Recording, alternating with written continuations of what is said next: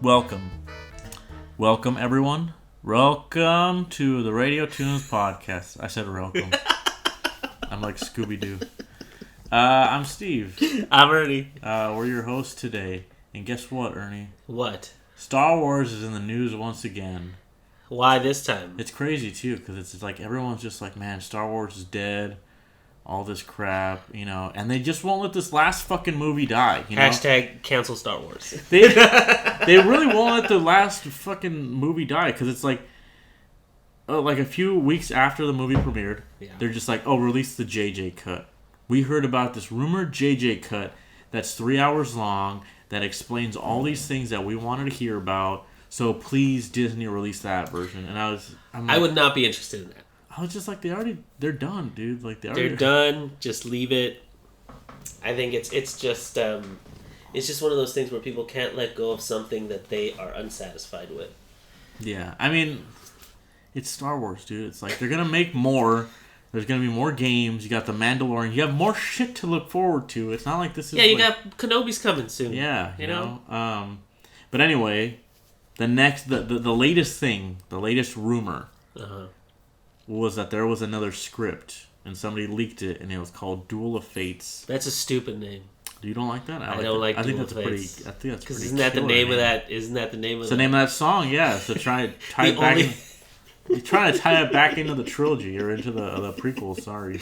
That's the only good thing to come out of the prequels was John Williams. That song. Score. Yeah, I mean, that's a pretty iconic song, especially because like I heard it when I was a kid. Yeah. You know, it just stuck in my brain. Yeah, you and me were real amped out because we had just seen the re-releases. Oh yeah, like, dude, they're coming out with the number one. And it was like it's gonna be so good. See, like I don't want this to just be a Star Wars podcast every week, but it's just like at this moment, it still seems to be around. Well, and like what was it? Last week it was Rise of the Resistance came out or premiered at Disneyland. Yeah. Oh jeez. Did you ride that? No, I didn't. Okay, thank God. I go to Disneyland today. And keep in mind, I go to Disneyland a lot. Steven is literally wearing a Disneyland sweater right now. I am just a Disneyland shill. I've been there a lot and I still haven't gone on it because it just gets to a certain point where I'm just like, oh, fucking ride it like in February. Like I don't really. It's not a big deal to me. Yeah, right now it's the same system as the Millennium Falcon ride when it first premiered. So you need a boarding pass. That's how they did Millennium Falcon when it first came out? Yeah. Oh, I didn't know that actually. But real quick, just to get back to Duel of Fates here. It was supposed to be like this kind of... it was actually completely different from what they have now. Like, right. Palpatine wasn't in it. Good. It was going to start with, like, Rey being more like Luke at the beginning of Jedi. They actually have, like, concept art of her in, like, the exact same outfit as Luke. The black suit with little lapel, right? Yeah. And she's got a dual-sided lightsaber. That's dumb. Yeah, I'm not... I know people like the dual lightsaber. I don't like the dual lightsaber. I think it's dumb. I have to agree, actually, because... Like, when I was a kid, I thought, okay, Darth Maul, cool, whatever, right? Yeah. The weapon, in general, I'm like, you can't defend that thing, right? Like, it's a stupid weapon. Like, like, you can tell me all you want that, like, oh, it's actually very practical, and, you know, that's how you fight two guys. You need two blades, but in my head, I'm just like, that's stupid. Like, it just... Honestly, for me, the problem is that weapon will forever be associated with Darth Maul. And Darth Maul in Episode 1 was one of the biggest letdowns You ever. didn't like him? Well, because he died so fast. Well, he dies so fast, but there's no build-up to him. He's... Like, there is some build-up, but he's just like... He's a nothing. He's a nothing fight. You know, I was telling one of my friends the other day, I was like... Why did they, like, bust their nut in the first film like that? Like, why didn't they just, like... Use Darth Maul for all three films? Like, have him escape, like... Because Count Dooku was supposed... Like, I think Count Dooku was always supposed to be like this overarching villain, and then you find out it's not even him. It was Palpatine the whole time, kind of thing. But again, they blew their load in the second movie. That's just so dumb. You know what though? Okay, hold on. Before I get to that, there is a lot of Star Wars news here. Gotta get through the Star Wars news, guys. Okay, so she's got a double-sided lightsaber. She's training with Luke's ghost now because he died. Right.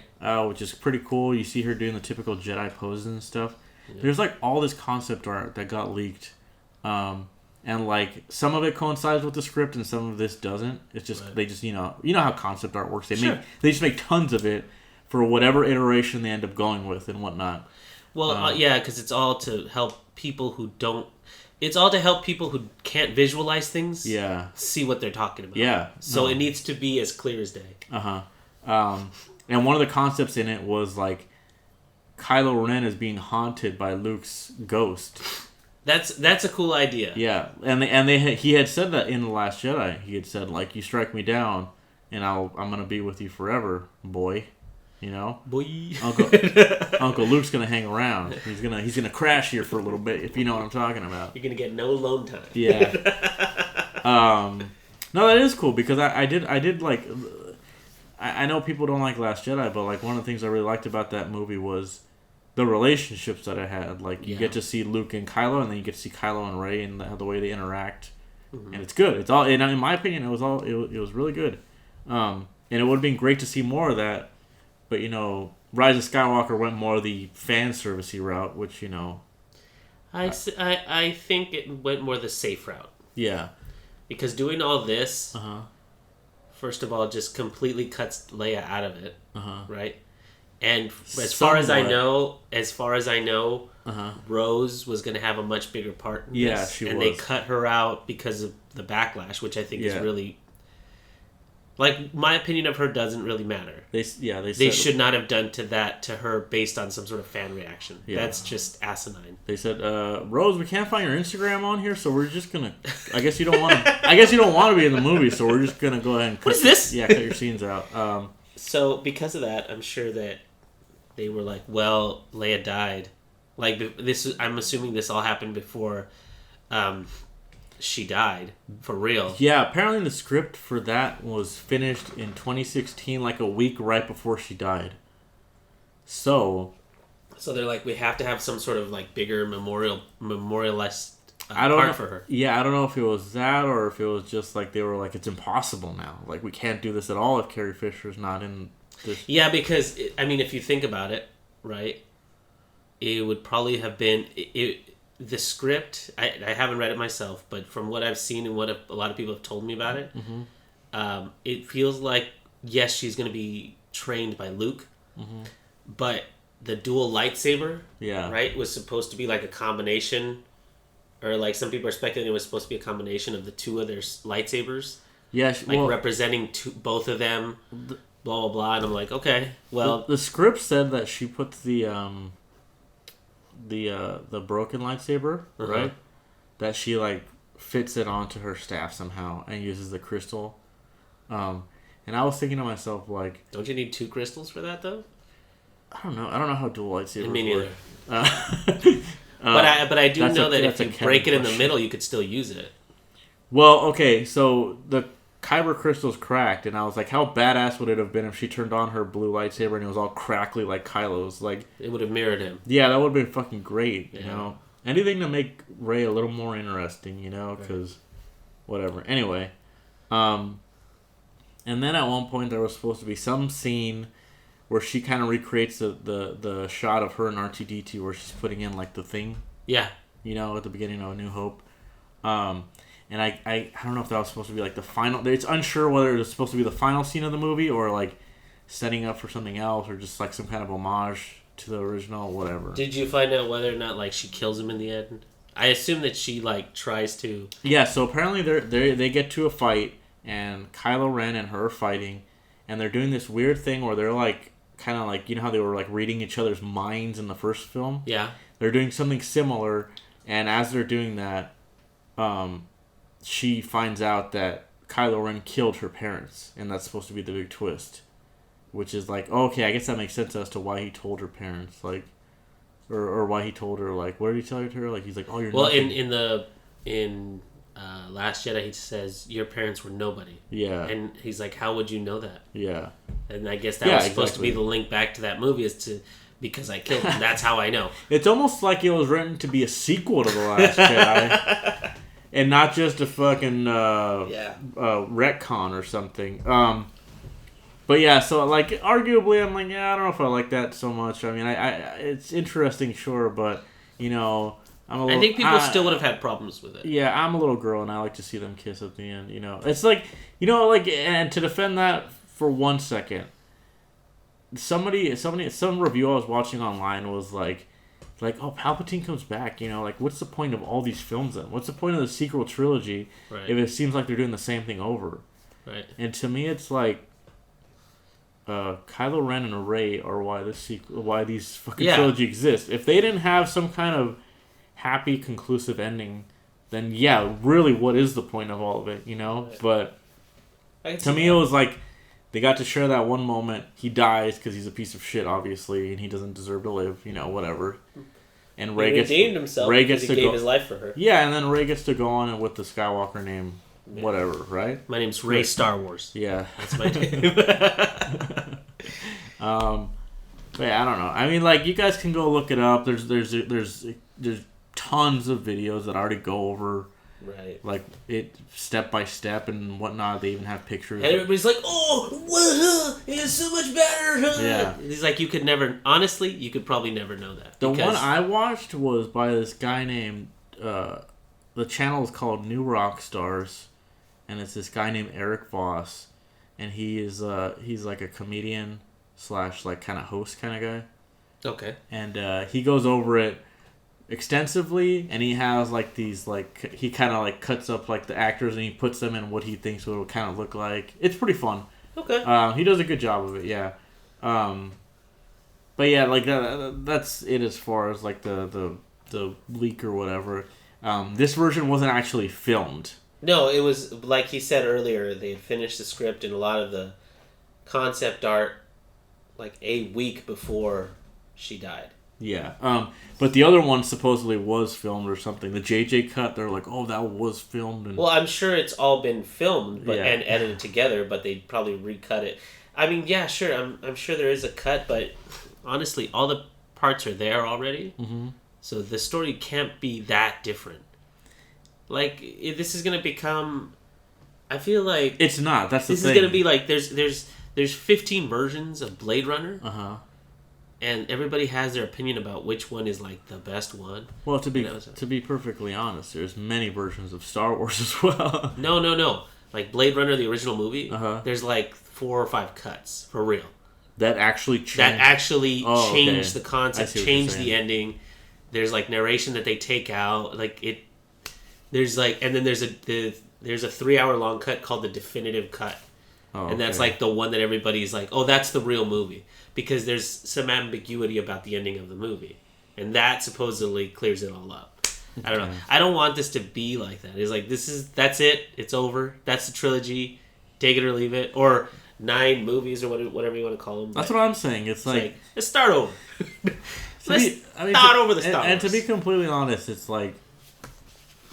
if you want my take on what the sequel trilogy should have been, it should have just been Luke. I don't give a shit about Han or Leia. I'm sorry. It's not like they were the focal point of the original trilogy anyway. The only reason people want them there is nostalgia, right? Yeah. Does anybody really give a shit what happened to Han and Leia? And they don't have interesting things to say. In The Force Awakens, it's oh, you changed your hair. Okay, great. That you're so funny. That's great. Where's Luke? The whole first fucking movie, where's Luke? Yeah. But here's the thing, man.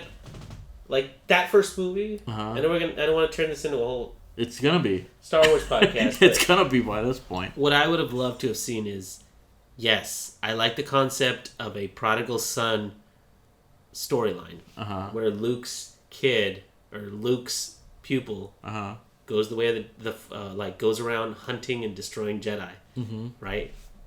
And Luke is actively working against it, right? That's what I'd like to have seen. And the thing is, Luke is losing the battle. Jedi are falling all over the place, and Kylo Ren is taking them out. And then Rey comes up from there, and the whole movie series should have been training her to get ready for the fight with him. Yeah. And then losing all 3 of the people throughout the movies, losing one after the other, until the very end when it's just, and then the 3 of them kind of haunt him, and they help her defeat him. Yeah, I just wanted more Luke. I remember when The Force Awakens came out, it was You know how like when you reach like a certain point in the movie and you're just like, this guy's not gonna show up. Like this is not happening. I knew he was. It sucks because I knew he was gonna show up because like I was on social media and there was a lot of pictures of Rey and Luke. Oh, okay. But it's like Mark Hamill wanted to be in the fucking films. It's like he worked out, he got all thin, he fucking got like all somewhat. I mean, he looked great for his age. Way better than he did like before that sequel trilogy got announced. Yeah. And he was really amped up for it, and then they just kind of like, I don't know, like, yeah, it's so hard to explain. This is the kind of shit I'm talking about. But anyway, I did start watching Clone Wars. Oh, somewhere in this world, Kevin's head is exploding. Yeah, I'm only a few episodes in, but I have to say that I came to a realization, like the second episode, which I didn't understand before. Because, like I said, like I fucking hate the prequels and basically everything about them. I don't even like the meme factor. Just fuck those movies. They're just so stupid in every way, shape, or form, right? Right. This is like if the prequels had good writers. Right. That's exactly what this is. Yeah. And I almost feel like they're not like really like a retcon. No. But they're kind of trying to save what the remnants of what comes onto screen. You know what I'm saying? No, I understand. That's everything Kevin's been telling us forever. It's like what they do is this is the outline, the really shitty outline. Yeah. And then this is all the filling that makes all of that make sense. Right, You yeah. know what I mean? Like, and I get that. I do. And I've seen a lot of the stories. There's a very particular episode where Yoda... There's a whole episode where Yoda is fighting a fight with a bunch of clone troopers, right? It's the first episode, I believe. Oh, is it really? Yeah. And, like, I liked it. I really did like it because it's like, even though they're all clones, Yoda shows them that I don't care if you are clones.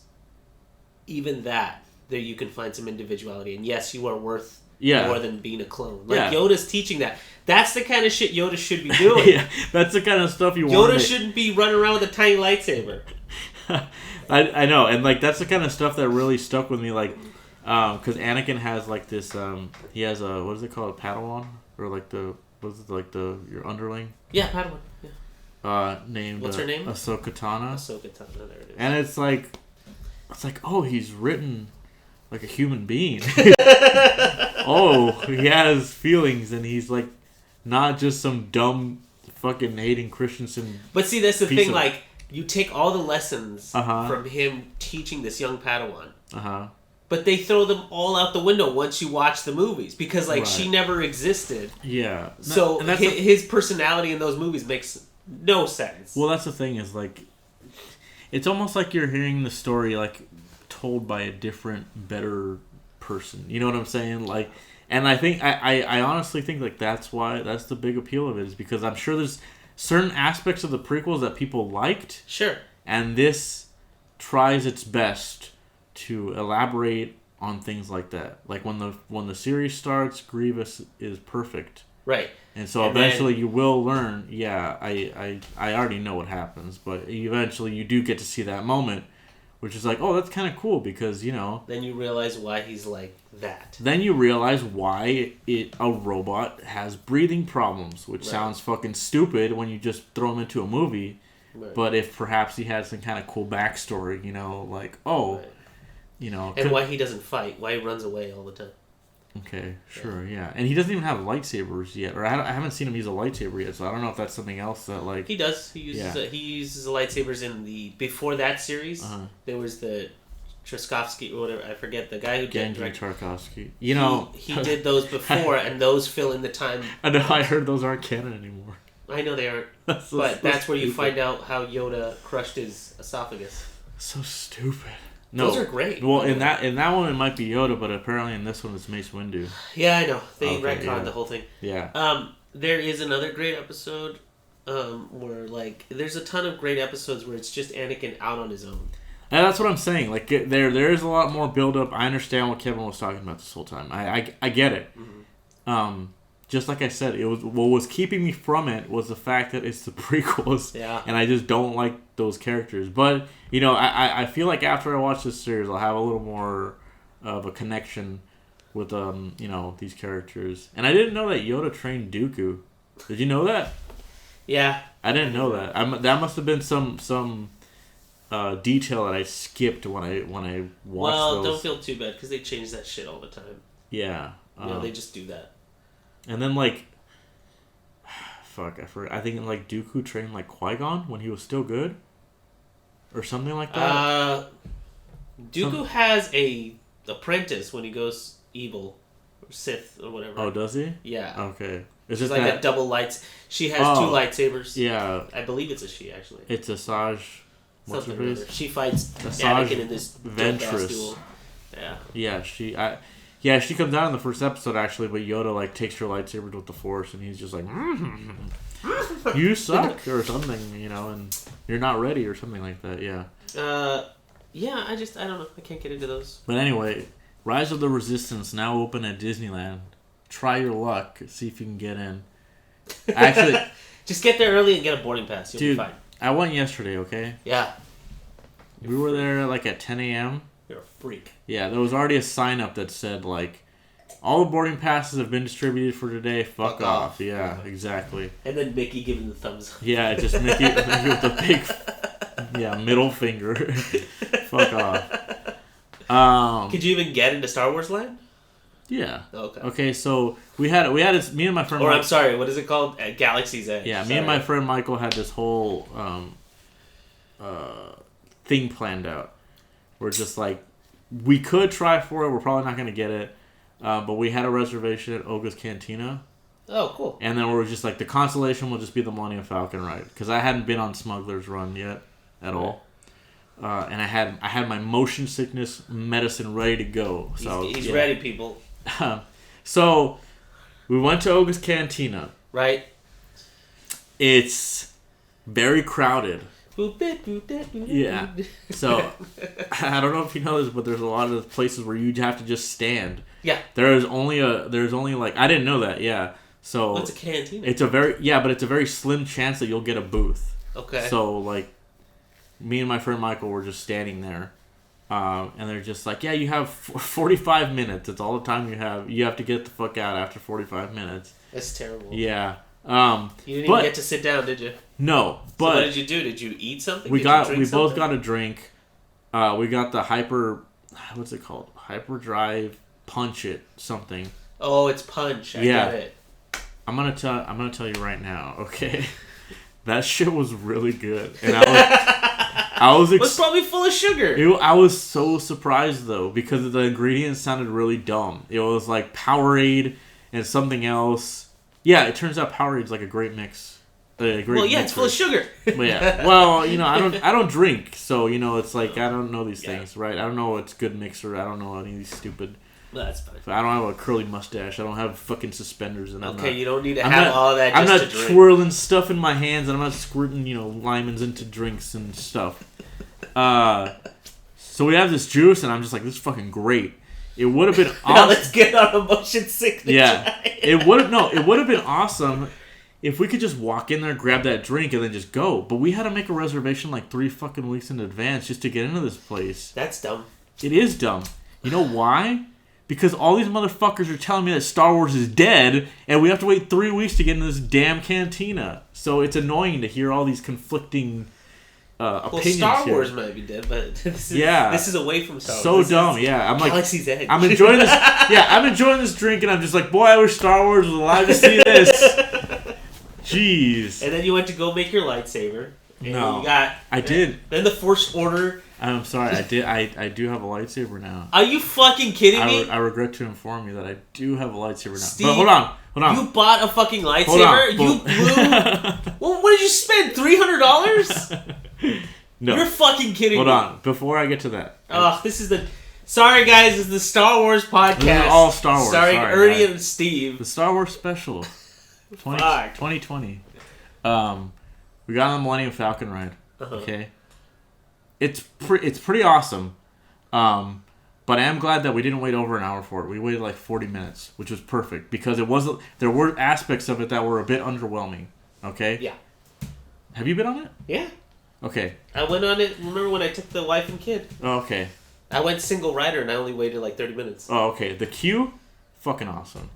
I missed the queue. Where else will you ever get to be on the Millennium Falcon? Yeah, I missed the queue completely. Oh, really? Okay. Well, so, like, there's the queue outside, and Not then that. you go into the boarding where you, like, are sitting in the thing with the chest. Yeah. Oh, that's what you're talking about? Oh, yeah, I saw that. Okay, we were in there, the lights started flickering. Yeah. And then the cast member was like, "Can somebody push that button over there?" And some girl pushed this red button on the wall. Yeah, and it fixed everything. And I was like, "Oh, that's what a and that's the job of the engineers." Yeah, I was like, "What a nice little touch." This was in the queue. This wasn't on the ride yet. Yeah, this was in the queue. It's just some little interactive. Is this before they gave you your like assignment? No, it was right after they gave. Okay, yeah, that's where I was. Yeah, this all happened to me too. Yeah, the set dressing is just like amazing. It's just so cool. What were you? Well, this is what I'm getting at. I was assigned the gunner. Oh. Or no, I think I was engineer, and I traded with Michael because he was just like, "I'm gonna tell you right now that position sucks. So do you want to be gunner at least, right?" There was 2 kids and then 2 adults, so it was the 6 of us, right? Who was driving the 2 adults? Okay, they gave the 2 pilot things to the kids. Oh, all right. Okay, we get there. And the girl is like, "Okay, let me get your cards." And the little girl is like hiding behind me and my friend. And we're just like, "Oh, give her your card." And she's trying to go there, and she's like, cast members trying to be all nice. "How old are you?" "Oh, that's so great." Whatever. She's dressed as Rey. The little girl's dressed as Rey. She's really cute. And then we're walking, and the little girl's staying behind. And I'm just like, "Hey, your kid's over there." And he's like, "We thought she was with you. That's not our kid." And I'm like, all right, fuck it, okay, whatever. So me and Michael are trying to stay like, midway between. So to turn them in there. Hide her over to where she's supposed to be. What the fuck? Where are the kid's parents? Okay, yeah, right. So wait, how old is this kid? If you had to give her an age, 4 or 5. I'm not even. No, joking. You're fucking kidding me. 4 or 5 years old. I was actually surprised they even. But there were 2 kids. Were they from the same? I thought they were, but I guess that's why they let her on by herself because maybe she thought it was with the people in front. Yeah. So anyway, he's just like, "Oh, okay, you know what? We'll just put the kids together. They'll be fine." He puts the 2 kids in the back. The engineers. Yeah. And I was like, I should have just right there at that moment just been like, "Let me drive." One of the kids had the pilot, right? Just let me drive. But this fucking old guy went up there. The worst pilot ever. Probably the... No, I had the worst pilot ever. Okay. Well, anyway, so we get in the ship, right? And it's like, first of all, it's a little bit smaller than I pictured it to be. It's a little claustrophobic, yeah. Yeah. The ride starts moving, and immediately I'm like, all right, I'm gonna throw up right here. Because you're not supposed to drink and then take the medicine. No, I took the medicine. It was non-alcoholic. That drink was non-alcoholic. Oh, okay. Yeah, but I took the medicine. I guess I didn't take it early enough or something. But I was fine throughout the ride. But this fucking guy sucked at driving, and none of my shots lined up on the targeting computer. Right. Which is awesome, by the way. The little, like... Yeah, you get to... my favorite part of the Millennium Falcon, the fucking targeting computer. Yeah. So you get to see it in real life and press the little buttons. I could see if you went with your friends, if you had a group of 6 people, that must be like the greatest fucking ride ever. Yeah. But going with randos, solo queue, you're fucked. You're gonna have a bad time. Especially if you have a bunch of babies fixing the shit behind you. Yeah. So anyway... we get off the ride. I'm guessing you didn't get anything.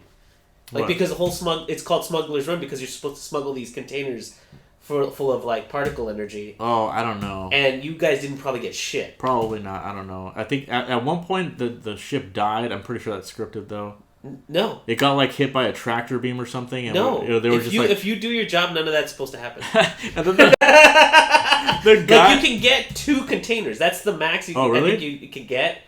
And, like, I was repairing the ship like crazy because our pilots were fucking garbage. So I was pushing buttons the whole time. And then at some point, they're like, "Oh, look, the container is exposed. Line up your shot and grab it." Yeah. Like, it's like a claw thing. I wanted to do that so bad. Yeah, and they didn't. He didn't line it up because you're supposed to fly through those rings. No, but the gunner's not supposed to do that. The engineers do it. Oh, really? I had to do that, and I was like, I got one, and then the guy next to me got it, but then the guy crashed the ship, and he lost the container. So we got like 1.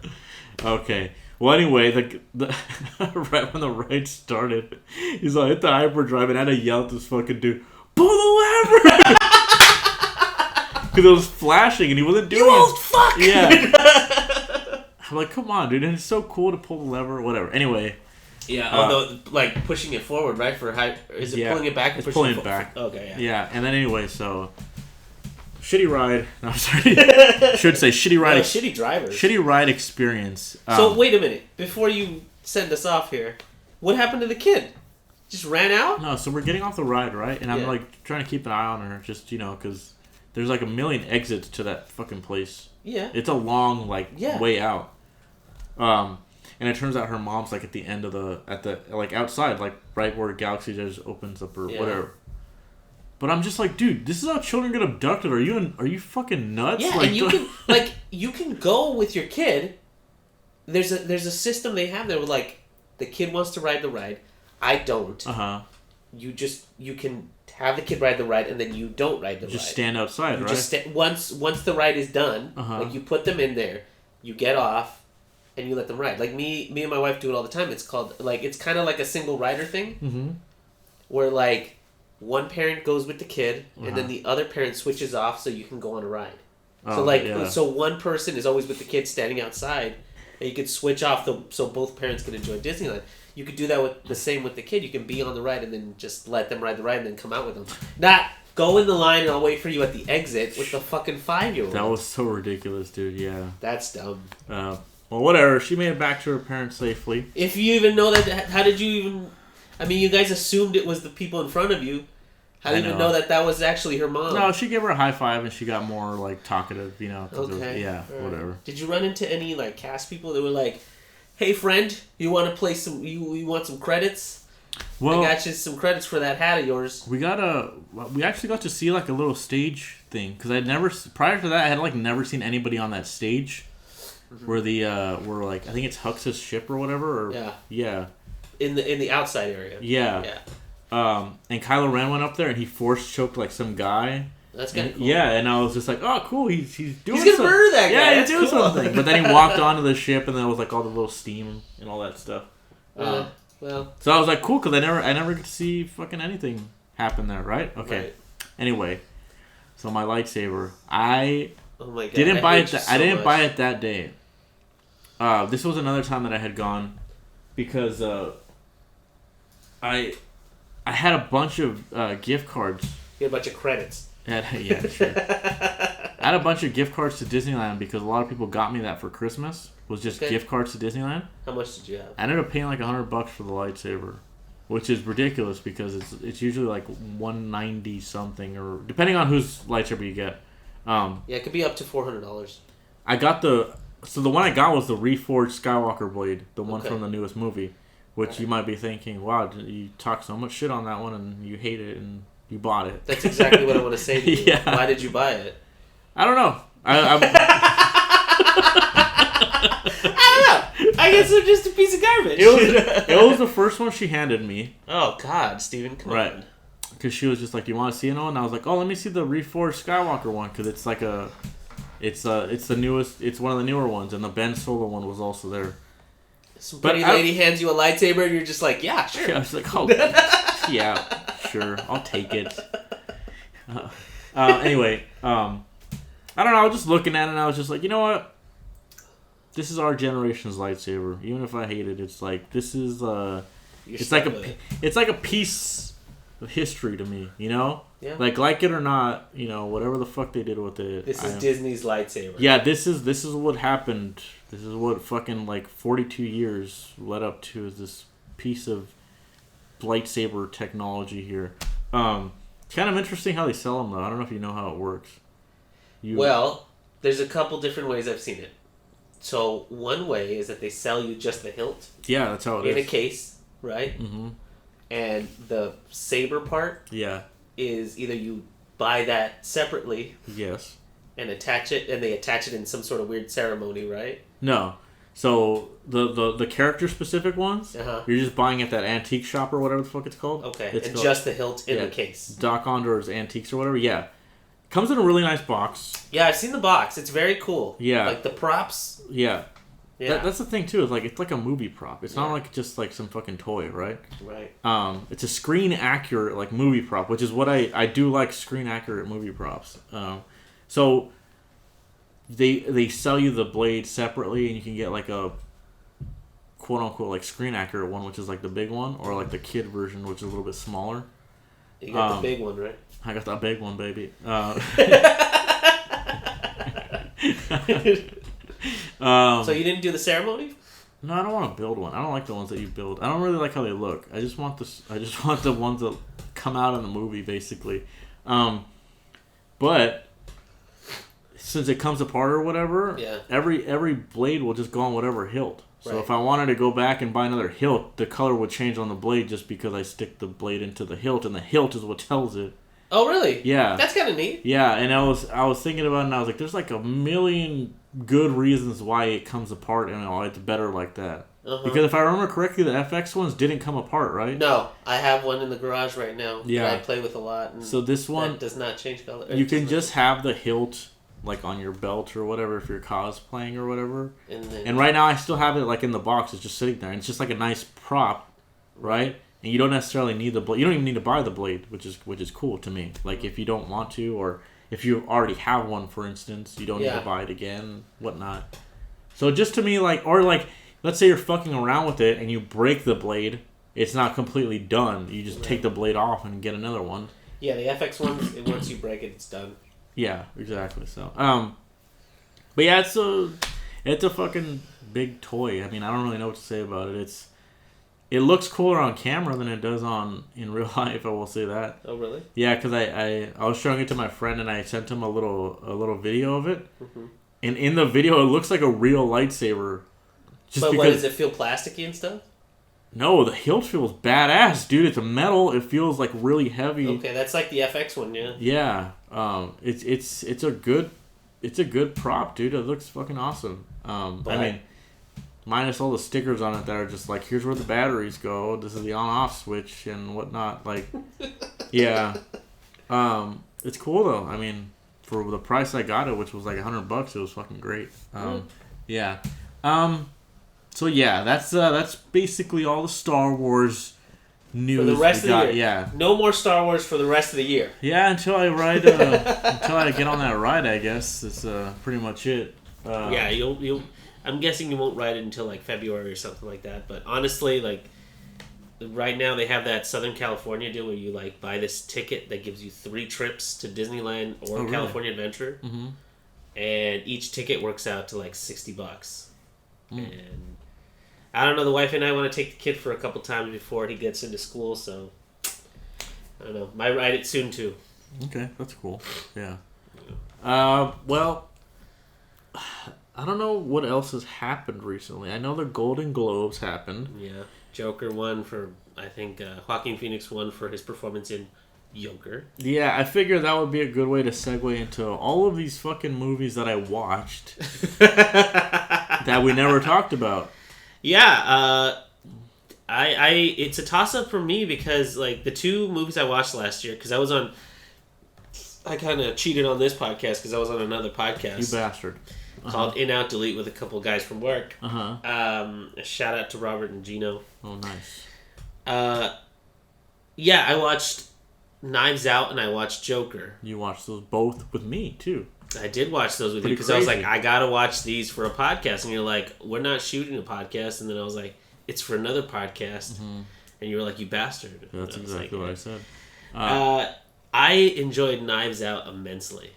So did I. And I think it was, it kind of felt like one of those films that Rian Johnson was just like, I wanted to make this movie because fuck everybody, you know. I made my money in Star Wars. Yeah. Now I get to make my movie. It's kind of like how people describe like Baby Driver for Edgar Wright. It was like just this movie that he just wanted to do. You know, like maybe it's one he had in his back pocket for a while but just didn't have the funds to make it, and then finally, you know, whatever. I mean, this the best way to describe this movie is Clue, right? If you've ever played that kind of game, it's kind of like Clue, or anything like that, it's a Clue. It's like Clue, obviously, because it's a murder mystery, and I don't think anybody has to. I don't think that's a spoiler in any facet because it's like the trailer's like this detective's trying to figure out who done it. Like that's the trailer essentially. But what really stands out about this movie, and I had seen nothing about it. I tried because people weren't really talking about it other than like giving it praise. Chris Evans was in it, but he was like this real smug prick and everything. But as far as I knew, it was just like a murder mystery. I was like, I love me some murder mysteries. I know the formula. Let's get in there, right? As I was watching the movie, something weird happened that never happens to me in these kind of movies. I turned off my brain. Okay. Because the movie was being so clever and so fun that my brain that usually starts to go like, that's a clue, that's going to be this is going to... Like, trying to figure it out beforehand, completely turned off. Because I was just watching it all unfold. A lot of the drama comes from the detective who's played by... what's his name? Craig... Ferguson. No, Daniel Craig. Daniel Craig. Who's 007. So the last thing I've seen him in was like this really, sophisticated thing. And in this one, he plays like a Foghorn Leghorn knockoff where he's like, I'm trying to figure out what happened here. Yeah, I haven't seen him in anything. So... You didn't see Skyfall? No, I don't know. I didn't watch any of those new James Bond movies. Yeah. All right. So this was like my introduction to him, and I was like, "Oh, dude, he was fantastic. I loved him in it. I thought he was really great. He's fantastic in this." It actually kind of worried me too because my friend had pointed out that it's like an ensemble cast.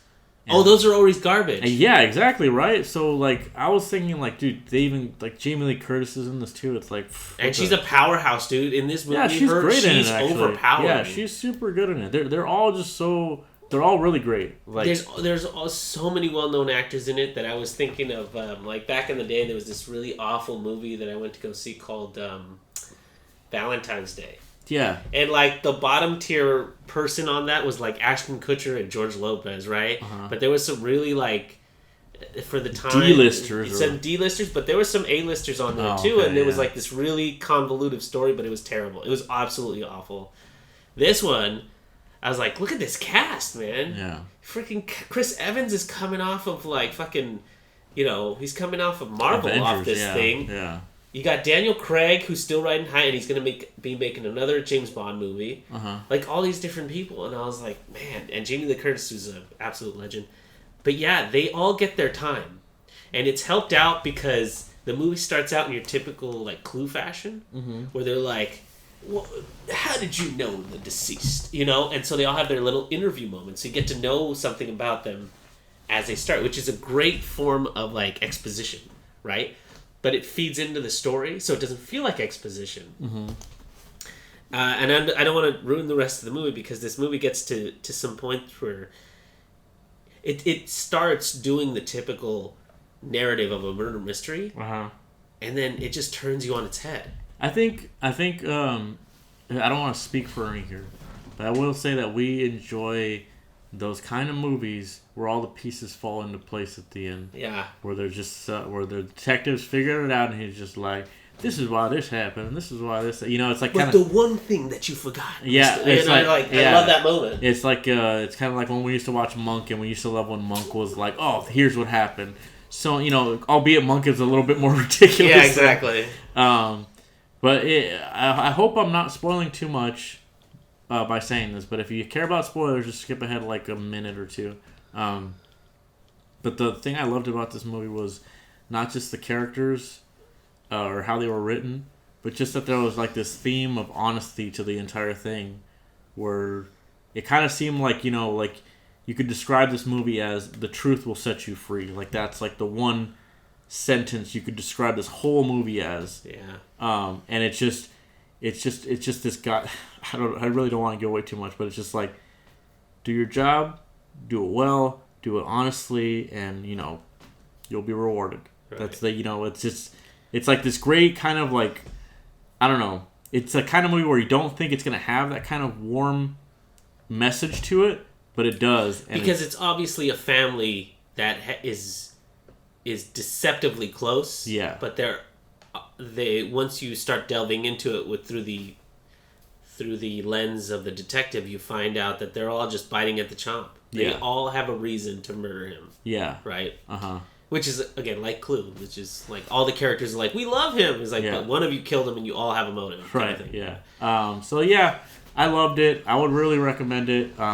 Especially if you're tired of, Marvel or Star Wars. It's its own, albeit derivative of like something like Clue. It's original, you know. Like how many original? It's super original. Yeah, so. And I here's the thing. It tied with me for my favorite movie of last year because there was a lot of movies that I watched last year, and that were just a lot of great like slice of life pieces. Like there's a great movie called The Farewell. Mm-hmm. There's a movie I haven't watched called Parasite that everybody's telling me to watch and everything. But I heard that one's good, yeah. Yeah, 1917's out there too. But of the things that I have watched, Joker took it for me in terms of like the best movie of the year, and that's saying something because I don't tend to give a lot of credence to DC movies at this point because they're right. kind of. I don't think like, anybody does. Well, because I wanted to go watch it first of all because Joaquin Phoenix is one of those actors that. When he does something, like when he does a role, he really like goes all out, and to a point where it's kind of ridiculous. So when I went to go watch it, I was like, I really hope that they just do their own thing. I want them to just go bananas with this. I want this to be one of those movies that's a complete outlier. They can't fit it into anything. I want it to be a standalone like serial killer movie, and it essentially was. I think it was. I thought it was really great too. I really want to own that movie just because I feel like it's like this historic thing. Like I don't think you're ever gonna be able to make a movie like that again. It's like because they don't even want to make a sequel. Like Joaquin Phoenix is like Joaquin Phoenix has said before the movie. I don't know if now, but before the movie came out.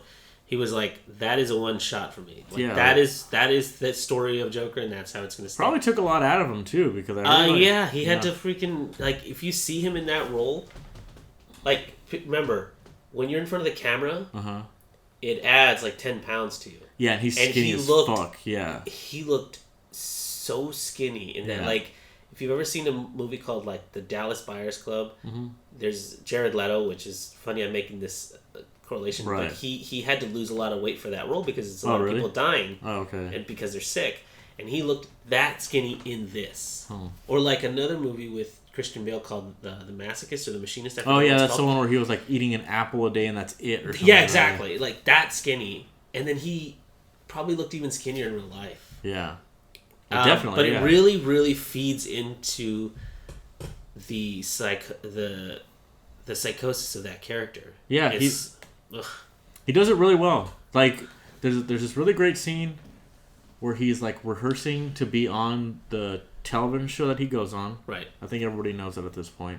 And he's rehearsing his lines or whatever, and it's funny just because it's like he still does that in his everyday life where like his normal interactions are something that he has to rehearse. Right. You know what I mean? Nothing about him is like if he genuinely spoke to somebody, he would sound like a lunatic.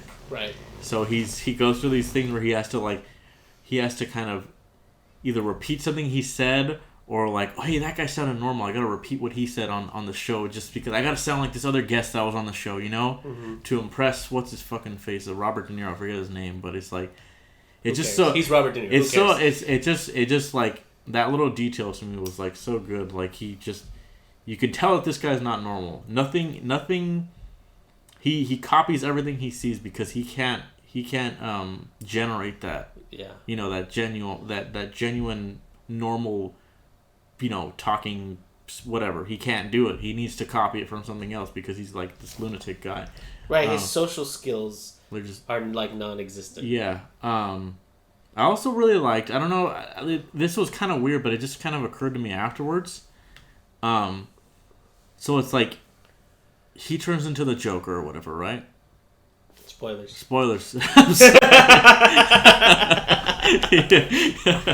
turns into the Joker, right?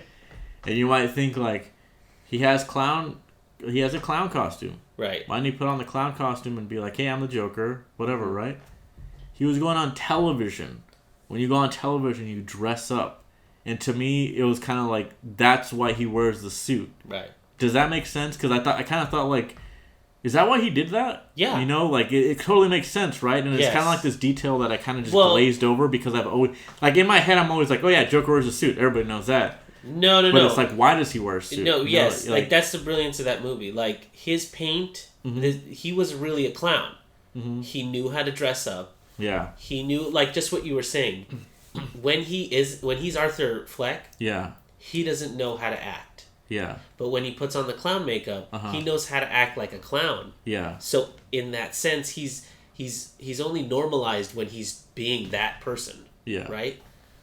So when he has to combine the two, when he has to combine the fact that he's Arthur Fleck, comedian, and Arthur Fleck, this clown, his two worlds come together. Yeah. So he can't wear the huge the huge green, like, bald cap with the hair on it. Yeah. He just dyes his hair. Yeah. You know, and slicks it back because he wants to look like late night TV. Yeah. And like you're saying, he puts on the suit. Although it's crazy colors, he puts on the suit because he's going to late night. So he's trying to portray like a clown and a comedian at the same time. Yeah, and I can't stress enough how much I love that suit that he wears. And I have a theory about the colors of the suit too, and it's like, I feel like he was chosen to wear those colors just because he's kind of the hero in this movie, you know? Yeah. Because purple is something that's a little more villainous, I guess, right? Nowadays, yeah. But, like, in that movie, he's supposed to be the hero, so he's wearing, like, red and yellow, you know, with, like, this hint of, like, green. Which is the complete opposite of what everybody else on the show was wearing.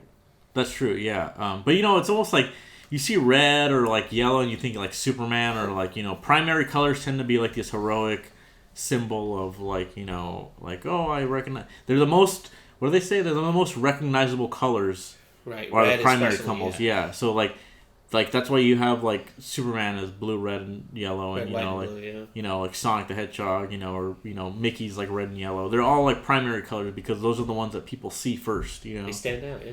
Yeah. So I was like, I guess that's what they did to Arthur Fleck here. They kind of made him seem like he was the hero in this movie, even though he's obviously not someone who is supposed to be a hero. Well, see, that's why this movie, to me, is very...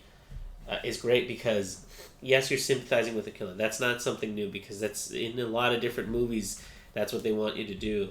But in this one especially, it blurs the line between what's like justified revenge and what's just chaos, right? Yeah.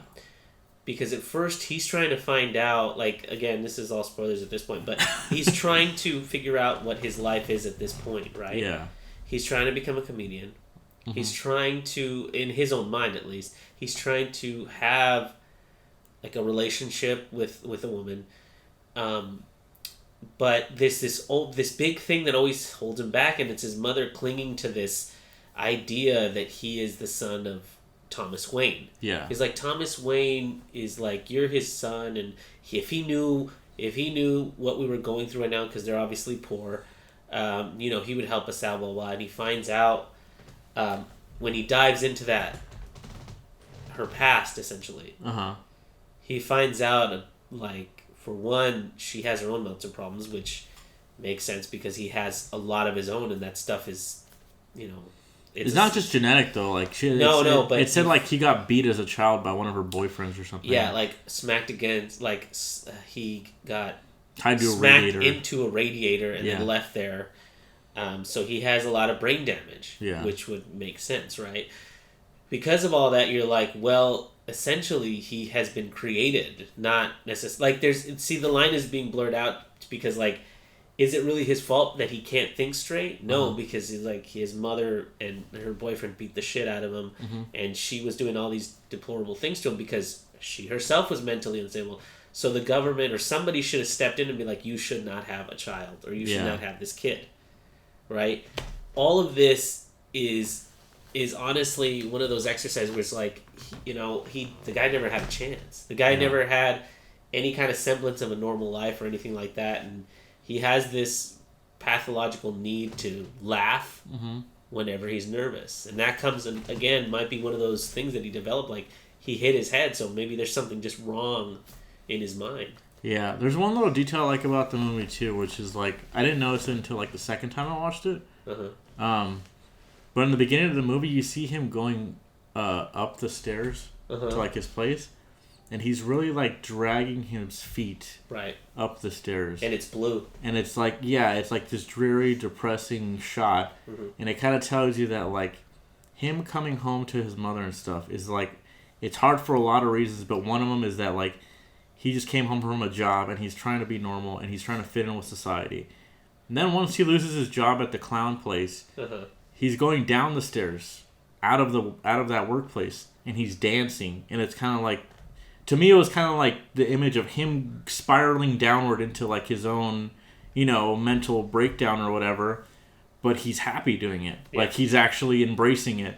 And then of course there's that iconic scene in the trailers and stuff where he's going down the stairs, but he's like dancing and stuff, because it's like, to me it was like trying to symbolize like, yeah, his descent into madness, but he's fucking embracing it. It's like free, it's finally like, yeah, like something that he can embrace, and it's not like he's not forcing it. Right. It's definitely that's him. Just who he is. Yeah. Yeah.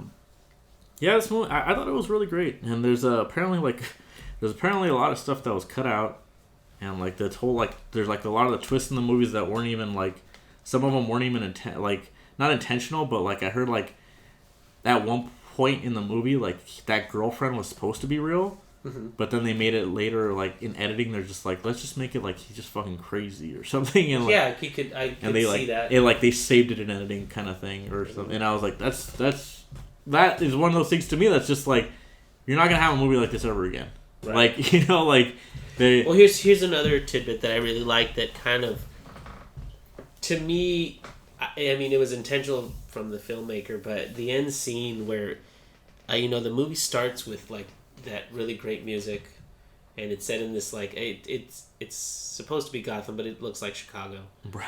Right, and the lettering is very like 1970s, 1960s font or whatever.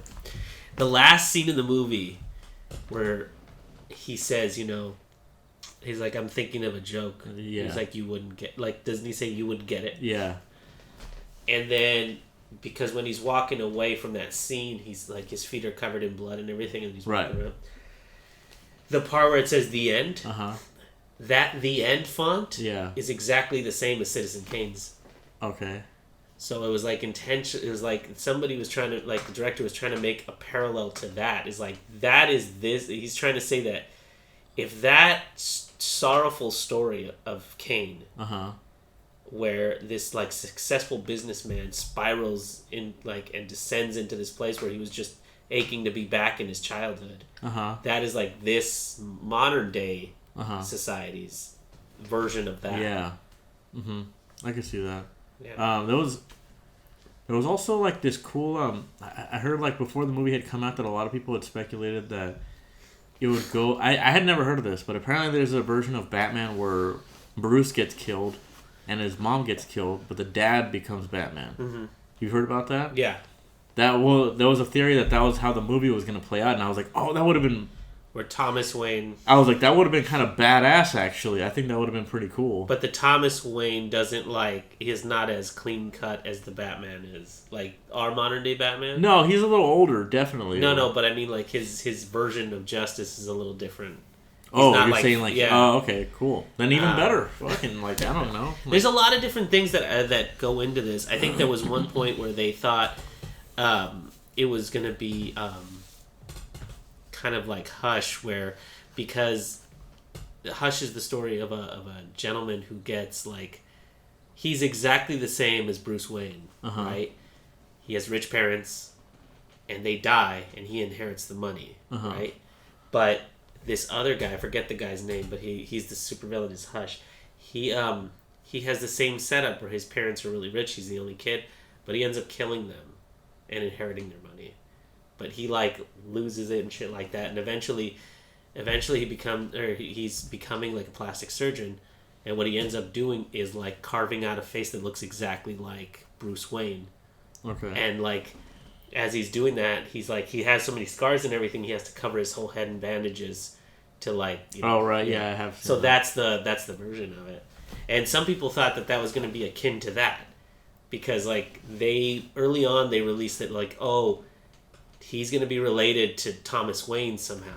Yeah. You know what I mean? Like, that was a clear plot in the story, that the because everything in his life seemed very ambiguous. Yeah.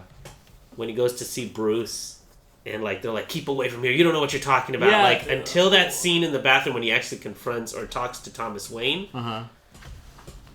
You don't know if it's true or not. Like you don't know if maybe. I don't really like to. How do I say? I don't really like to entertain those kind of ideas. I kind of felt like the only thing that was really fake was the girlfriend. Everything else really happened. But I know a lot of people were just like, oh well, he fired too many shots from that gun, so maybe perhaps that he didn't, he didn't kill those people on the subway. And I was just like, I think it was just a mistake. I just think you guys are reading way too far into it. Because he's holding a gun that has 6 bullets. He shoots 8 shots. Okay, whatever. I was just like, I think it's just a mistake. I think you're reading too far into it. Like, because even like a lot of people were comparing it to like Taxi Driver, American Psycho, right? Yeah, there's a movie called The King of Comedy. Yeah, there's a segment to that. Even in American Psycho, apparently, like I read this article where like the director was just like, none of it happened. She was like, she was like ambiguous. She was like, I knew what I wanted it to be. I didn't want anybody to think the ending was ambiguous at all. There was like supposedly like. Oh, so what is the ending of American Psycho then? Like, it seems very ambiguous at the end. That's what I'm saying, right? So apparently she was like, that was my fault, or I forget it was a girl or guy, but they were like, that was my fault. I wanted it to be like very. Well, what was the ending then? Did it actually happen, or are they covering it up? I forget. I think at this. Oh, come on! I think at that point she was just like, I would rather just let you guys believe what you want, but that wasn't. Oh my god! But that wasn't this up afterwards. That wasn't the point of the movie. It was like him with the ATM machine was obviously fake, right? And the big point of the movie that was supposed to be fake was him killing his coworker. That was supposed to be fake? Yeah. And that the rest of it didn't happen, or something like that. I don't know. I would have to read the article again. Damn it, Steve. But yeah, it's one of those things where I was just like, I think Joker, whatever you perceive to be fake and real is what definitely is the right answer. Whatever. Well, here's the thing, right? I tend to go with whatever the movie tells me is real or what is not, right? Yeah, that's what I'm saying. Okay. So, in the movie, it's made very clear that girl was a figment, like his relationship with that girl was a figment of his imagination. Mm-hmm. Obviously, his night of comedy, like the night he did stand-up, mm-hmm. he thought it went really well. Mm-hmm. But obviously it didn't, because you see it on the TV that they're all making fun of him. Yeah. Right? So that didn't go well, but he thought it did. I guess you could say that, yeah. Now, nowhere in the movie mm-hmm. is it confirmed or denied that he was Thomas Wayne's son. Right. Yeah, then that could be... Thomas denies it. Yeah. And that's the only other perspective we have on that. There is the file, and I think somewhere in there somebody said, it says adopted son, mm-hmm. Arthur Fleck. Yeah. I was like, maybe. Yeah, maybe if that. I mean, sure, you could speculate that kind of stuff. But aside from that, it's I have to follow whatever the movie told me. So, as according to that, mm-hmm. that whole connection with the only thing that's ambiguous in that one is honestly the Thomas Wayne connection. That's the only thing, because I believe that at the end of the movie, uh-huh. he becomes this guy who's let go. Because I don't know if you noticed, but halfway through the movie, before things starts to really go away, mm-hmm. he stops taking his meds because the government cut back on the funding. Yeah, yeah. Right? So it makes sense as to why he would let go at that point. Uh-huh.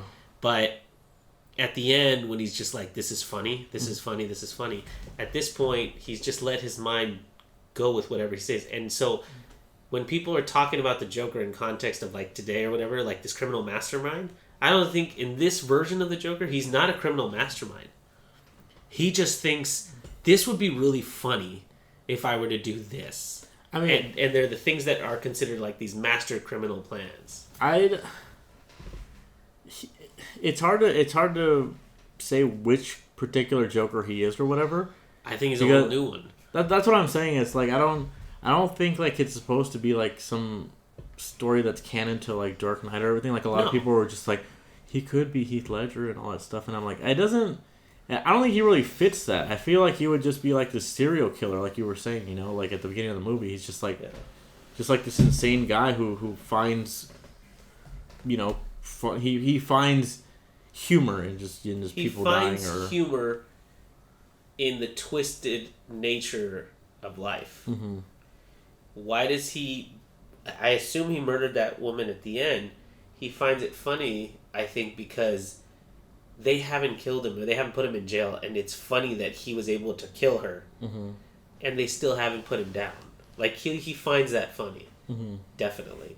He finds it funny to have all these, like, to shoot that guy in the face. He finds that funny.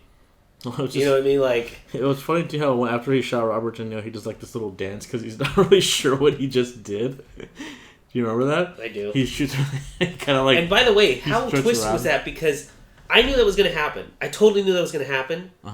Because it would be the old, like, it was gonna it just in my heart I knew it's kind of foreshadowed when he actually points the gun at that scene. I mean, it's kind of. Well, because he rehearses it over and over again, shooting himself in the mouth. And then just for a second, he points it at the chair. Yeah. And then the knock comes at the door, like, "Hey, Arthur, they're asking about you," and blah, blah, blah. Yeah. And I think if that wouldn't have happened, he wouldn't have a taste for killing the host. Because the guy comes in and tries to lay it on him. And it's like, that's the last fucking straw of people trying to put their problems on me. Are you saying the guy that he kills the first time? Because that's not when that happens, but... No. Like, he's rehearsing for that thing that night. Yeah. Right? And then later on, there's a knock at the door. Yeah. Those two clowns... That's not a pun. That's literally... They do that for a living. Come in, and they start telling... They're like, "Arthur, they're starting to ask questions about blah, blah, blah." And he's like, "And remember, I told him you had that gun." I was like, why the fuck would you do that, first of all? Yeah, he's obviously... And you know that guy has a gun. Yeah. And he's not stable. Yeah, I know. That guy's an idiot. But how brilliant is it, and this is the brilliance of the movie, how brilliant is it that you just watched this man beat the shit out of somebody in the most brutal way possible? With the scissors? Murder him. With the scissors? Yeah. Murder this guy. And then 2 seconds later, I don't care which audience it was, we were all laughing. Like, not 2 seconds after that. When the because the guy couldn't reach the doorknob. Yeah. Everybody laughed. And I was like, this is so fucking brilliant. Because you have a scene of a brutal murder with this guy who's a complete psychopath. But you have the entire... And the body's laying right there. And you've made it so that everybody laughs in the theater. It's like you shared a moment with him where he thinks, "Oh, that's funny." Yeah. Well, that's. I mean, that's the other thing too, is that the movie was actually pretty funny in a lot of ways. It is. It was really funny. In like this really twisted, like unexpected way, it was really funny. Like when he stomps his foot at the children's hospital and he drops his gun out. Yeah. Everybody laughed. And I laughed when Arthur laughed maniacally because they were making fun of that other guy, but you know that laugh was a completely unnatural laugh. Yeah, that scene where he kills that guy and the little person's trying to open the door and he can't reach it. It almost makes you think that he's actually not a lunatic because he clearly has some kind of itinerary, you know? I think like that was his last act. Like he obviously knew that guy deserved it and that the other guy didn't. You know, it's not like he just kills random people. No, he has some kind. Like he obviously gets some joy from killing, I guess. But like he. Oh, totally. He has his reasons for doing things. He's not like completely. That's what I'm saying. Like this movie does a brilliant job of blurring that line. Like so much so that it's like. And by the way, I laughed twice because he goes like, "You've always been good to me," and he kisses him on the forehead like a child. Yeah. I laughed again, and that guy ran out, and I was like, "This is so fucking hilarious! I can't stand it." Yeah, it was pretty interesting that a lot of people actually reacted to that in the theater. Of course they because like I know, but I've said on here on the podcast like a bunch of times that like I go to the theater and like I get no reaction from anybody. Like I'm looking around like. No, and when we went to go watch this, we had a reaction. I thought that was hilarious. It was pretty insane. I didn't think I would... You know, people liked it. People liked the movie. What can I say? But yeah, great movie. Highly recommend it. I highly recommend that movie. I also recommend Knives Out. They're probably, in my opinion, those are very, very, very good. And I hate to use the word genre, but they're very like... They're like top of their class in their genres because they do stuff that you wouldn't think of. We got we're pretty much out of time. Okay. But let me just real quick go over these movies that I did see. Because there was a lot of movies that came out last year that me and my friends went to go watch just because one of them had like a movie pass or AMC stubs or whatever the fuck that thing's called. I saw Scary Stories. Did I tell you guys about that? Stories Tell in the Dark. I don't think so. It was a piece of dog shit. I saw Gemini Man. And it was a piece of dog shit.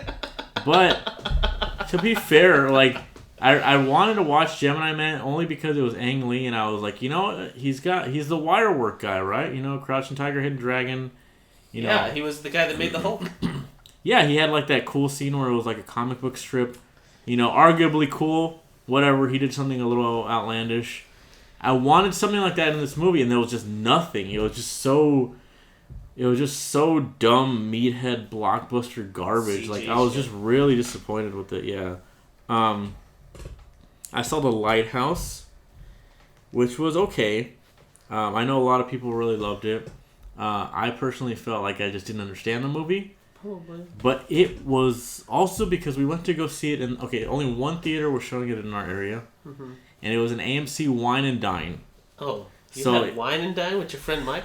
No. It was... it was with another group of friends, but we were eating and watching the movie. And the movie was playing, and this fucking waiter was like... He's like, what would you guys like to drink? He's like, oh, would you like that? He's like, oh, what are you guys watching? Lighthouse? Oh, I love this movie. These guys really flex their acting. I'm trying to watch the movie. I really felt like this artsy film shouldn't be disrupted by, like, people crunching and people, like, slurping and people, like, you know... burping. Yeah. So I'm just going to say maybe my full attention wasn't on the movie. Okay. But it was a really trippy kind of... Almost reminded me of, like, Midsommar. We watched that... was that last year or this year? Yeah, that was last year. No, that was just... Yeah, it was. It was last year. Yeah, that one was okay, too. I just thought it would be a little... Like, some of these artsy films, I'm hoping that there's, like, a bigger... Wider release? No, like, there's, like, a bigger... I don't know what to say, like more of a purpose to what's happening. But, like, in Midsommar, it, like, turns out, like, the whole story is about, like, this couple that fights. And I'm like, okay. Like, oh, it's a marriage story. Yeah, it just seemed like kind of like really that's all the commercials made it seem like it was like some crazy fucking horror story about like but like on the surface it's like, oh, okay, it's just some people fighting. Great. Like, I mean, I guess that's cool, whatever, right? Whatever. I also saw this movie called Waves. I didn't even hear about that movie. That was also like an indie film that only got released like in a few theaters. And it was pretty good for what it was. It felt like one of those like films you watch with your family, maybe, where it's like they go through a tragedy, and the family has to deal with, you know, overcoming this certain obstacle or whatever. It's definitely not like a super family friendly movie, but it's like I was watching with my friend Michael, and I was like, this should not be two guys watching this movie. like this is just like it's hit like. Yeah, whatever. It's like this really... It's like kind of lovey-dovey, but not really. It's hard to explain. But well, two movies that I would recommend. The Farewell, which is it's a really sad story. What was that? I don't know. I heard of that. The Farewell was a limited release too, but I listened to a podcast of it, and then I liked it so much that I was like, I caught some of the movie. It's about this lady... It's a Chinese family. And the eldest mother gets essentially, they tell her she's got 3 months or something to live, right? Okay. And the son is going to get married a little later, but they decide to move everything up so they can all come and say goodbye to her at the wedding, but not tell her she's going to die. Okay. So, that is like...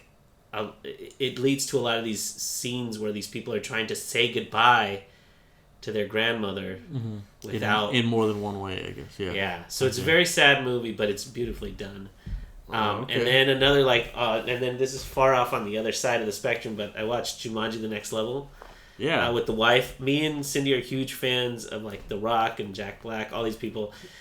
Kevin Hart to some degree. But it was a really fun movie. Danny DeVito was in it. I didn't even know that. Danny Glover's in it. Okay. And so it's like, I'm getting too old for this. Like, he's literally old in this. Okay. So it's like... I had a question before we started the podcast. Yeah. In this Jumanji, are they the same characters or do they pick different characters? Okay, real quick rundown. First Jumanji with Robin Williams. It's a board game, just like the book, right? Okay, yeah. In Jumanji, Welcome to the Jungle, Enter the Jungle, whatever the first one of this new series is called.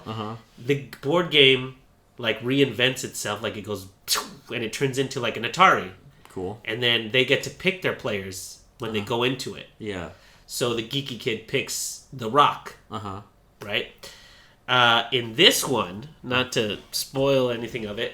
Please spoil it. Danny DeVito is The Rock. Oh, really? Because so they all meet up again because there's hey, it's our yearly meetup because we're the guys from Jumanji. They meet up because they're now best friends. The 4 people that went in. But when they all come home, the geeky kid's grandfather's there, Danny DeVito. And the mother, that he's staying at their house because he's come back because he was at New York City. He's going to NYU. When he comes home, Danny DeVito is the mom is hey, Grandpa, this guy keeps calling you. He's well, I don't want to talk to him. And it turns out it's Danny Glover. Danny Glover finally comes over. He's what do you want? They start talking. So when the Jumanji is activated, they smashed it so that it wouldn't work anymore. So because of that, the game is kind of messed up. So it just pulls them in and doesn't let them pick their characters. Oh, cool. So right when you start, nobody is the right character. So Danny DeVito goes into The Rock, and Danny Glover goes into Kevin Hart. Right. And so so that right there, I was oh, I thought this was going to be the same shit as last time. But no, it's and now The Rock is talking like Danny DeVito. Actually talking like Danny DeVito because I watched a lot of Instagram stories from The Rock because I follow him. And he's while they were filming, Danny DeVito was there the whole time. Coaching him on how to coaching him is how I would do this scene. Yeah. Same thing with Donald. I would have a rum ham in this scene. But he tries to talk he was I told you to beat it, guy. You know, and so it's a very different movie. That's pretty because everybody kind of knows what's happening, but at the same time they have to explain it to Danny Glover and you know what's kind of interesting? It's kind of slightly off topic. You know that The Rock has so many Instagram followers that it's part of his. It's something that he uses to how do you say? It's like a thing to leverage more money. Yeah, I didn't know that. That's how crazy Instagram is now. Because when you apparently since Jack Black doesn't have that many, he's not as valuable as The Rock. Not just because of that, but The Rock's followers are in the contract. That's he's this guy has so many followers. You guys are gonna get free advertisement to this many people. Yeah, so that's how he makes more money. Yeah. So he's I will take some of that marketing to do these shots. Same thing with Kevin Hart. Kevin Hart has the same video. I'm sure, yeah. Because when you go on Instagram now, it's because of this whole Fire Festival thing. Now it says whenever they're advertising something, they have to put something on their profile that says promoted. Oh, okay, yeah. So when you saw these Instagram stories with The Rock on set with Jumanji, it says promoted Jumanji, blah blah blah. But yeah, dude, the guy has an insane amount of products and shit like that. He has his own shoes and he has his own set of Under Armour workout gear. Okay. I went recently to to the Citadel, and fucking his whole setup for just to go running. Yeah, it's $300. It's an insane amount. That's ridiculous. But anyway, go watch that movie because it's a lot of fun. You get to see The Rock play a couple different parts because he's never just The Rock. Jack Black is still in it, right? Jack Black's still in it, and I forget who the other two are, but it's and one of the Jonas Brothers is in it. In the first one and in this one. Okay. But it's a great movie. It's honestly, and then they leave it on a cliffhanger. So there's definitely going to be a part 3. Nice. So I'm really excited. 4, however you look at it, right? I guess it is a part 4 because they do mention the first one. They're connected somehow. Yeah. Yeah, I forget what the kid's Alan Parsons project. No. I don't know. The kid from the first one, he leaves his mark on the world. Oh, okay, crazy. Yeah. Because remember, in the first one, Robin Williams gets pulled into the game. Yeah. So he lives in that jungle for a while. And then, so they make mention of it in Jumanji: Enter the Jungle. Oh, okay, cool, yeah. cool. Yeah. That's cool. I like Jack Black. Oh, you'll love him in this one. Yeah, I recently saw this thing about him. And I didn't know a lot about him. And, like, apparently he had a really kind of depressing life before he started acting. Like, he had a brother that died of AIDS. Did you know that? I didn't know that. Yeah, and apparently this guy was, like, the only person that believed in him, too. Because, like, he was, like, kind of like the weirdo kid. Mm-hmm. And he was, like, he's, like, they saw that he had it, like, he had this liking to heavy metal music, and he loved heavy metal. So Howard always took him out to go see these heavy metal concerts and all this stuff. I mean, it's like, lo and behold, he's like Tenacious D. Like, he finally found his groove, like, because people fucking love Tenacious D, dude. Like, there's hardcore Tenacious D fans out there. Oh, I know this. There's lots of people who love, and that's the thing, man. You got Jack Black, you got Kevin Hart, and you got like The Rock. And they're all honestly very funny in their own right, but not in the same way, if that makes sense. Yeah. Yeah. Yeah, I know what you mean. So I would definitely recommend you go watch this movie, if not just for that. But these guys are real funny. Yeah, maybe I'll check it out. We'll see. I didn't see the first one, so probably. You can borrow it. I'll let you borrow it. Yeah. I think that's it. We're over time. We're over by, I think it's a 2-hour podcast at this point. It's because we take these breaks, and then I got lots to talk about. My notes sheet is all filled up with stuff. Yeah. And we didn't even talk about all the video games we've been playing recently. Yeah, we got video games to play. I did play that Star Wars game. I liked it. That's pretty much all I can say about it. I have some more stuff to talk about for, like, I've been to a lot. There's there have been like 2 Steam sales. That's true, yeah. I've been racking up. So I got lots to talk about. All right. Well, we're the Radio Toons Podcast on SoundCloud, Radio Toons Podcast on iTunes, and I'm at Soho Shuffle on Twitter. I am at Neo Ernie on Twitter and Instagram. And that does it for this week, guys. We will see you next time. See you next time, guys.